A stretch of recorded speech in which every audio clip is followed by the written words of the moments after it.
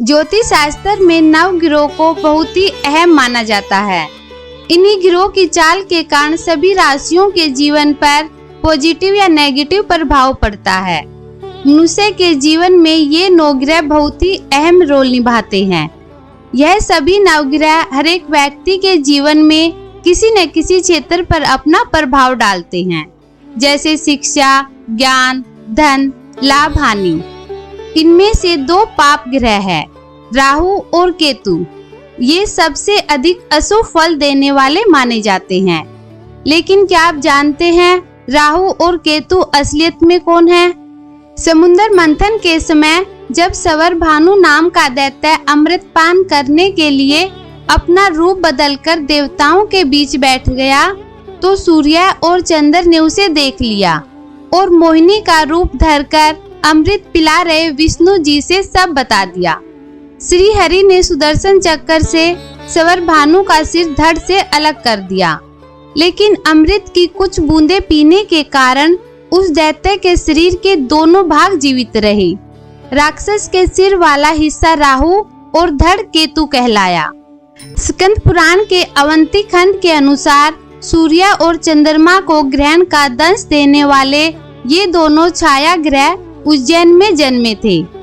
राहु और केतु जो स्वर भानु दैत्य था, उनके पिता का नाम विपरचित और माता का नाम सिंहिका था। ज्योतिष में राहु केतु को रहस्यवादी ग्रह बताया गया है।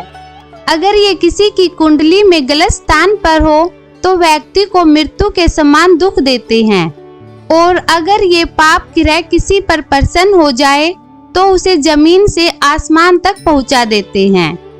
किसी इंसान की कुंडली में इनके शुभ स्थान पर होने से राजयोग बनता है।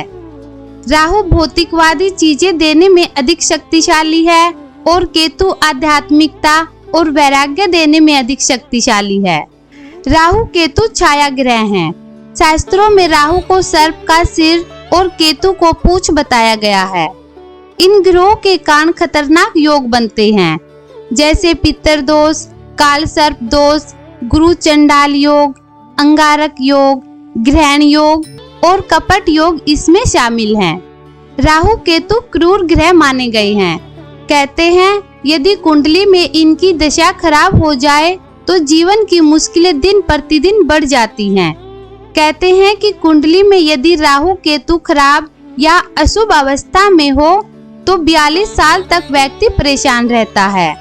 इसलिए इन ग्रहों की शांति के लिए शंकर जी, गणपति और माँ सरस्वती की पूजा अचूक मानी गई है। ये दोनों इतने प्रभावशाली हैं कि सूर्य और चंद्रमा पर ग्रहण भी इनके कारण ही लगता है। राहु केतु समय समय पर सूर्य और चंद्रमा को पीड़ित करते हैं, तब ग्रहण लगता है। ज्योतिष शास्त्र में राहु केतु को पापी और मायावी ग्रह कहा जाता है। यही कारण है कि ज्योतिष इन्हें सदैव मजबूत रखने की सलाह देते हैं। तो कुल मिलाकर कह सकते हैं कि राहु केतु के अशुभ प्रभाव से हर कोई भयभीत रहता है, लेकिन ऐसा नहीं है कि राहु केतु सिर्फ अशुभ फल देते हैं। राहु केतु शुभ फल भी प्रदान करते हैं।